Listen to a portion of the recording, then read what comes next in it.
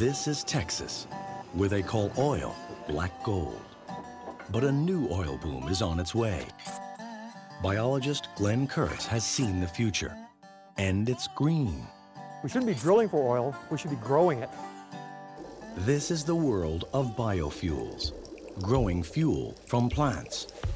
Photosynthesis is the living force that plants use to turn sunlight, water, and carbon dioxide into food.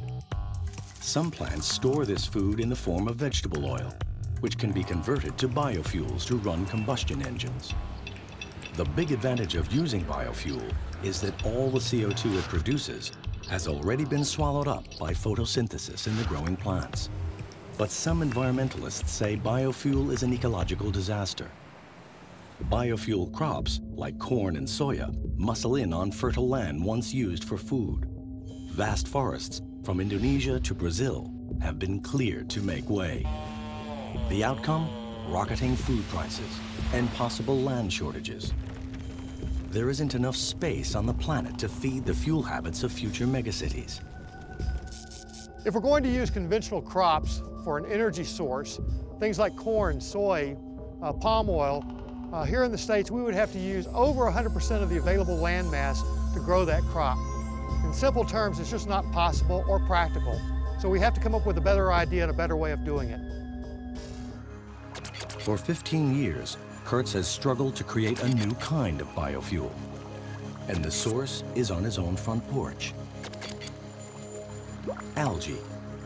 These simple organisms will grow on any stretch of water in just a fraction of the space of other biodiesel crops.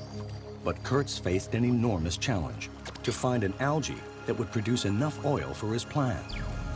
And there are more than 1 million algae species on Earth. These days, Texas oilmen wear white coats. They comb an alien world for that one special algae packed with oily chemicals called lipids. So what you're seeing here is a rather pedestrian algae. It floats around in your ponds, in your backyard. It lands in your swimming pool all over the place. And the truth of the matter is, it's not of much interest to us because it doesn't really carry a lot of lipids. Kurtz and his team spent thousands of man-hours in their quest for the perfect oil-rich algae. And now they think they've found one that could work. We call it pond scum. Kurtz calls it Colonius amphis baina. Up to 60% of its body weight could be pure oil. 2 huge lipid bodies buried in this organism. That's what we're after. That's the oil that we want to mine or drill out now. So all we have to figure out is how to drill this little sucker out and get the oil out.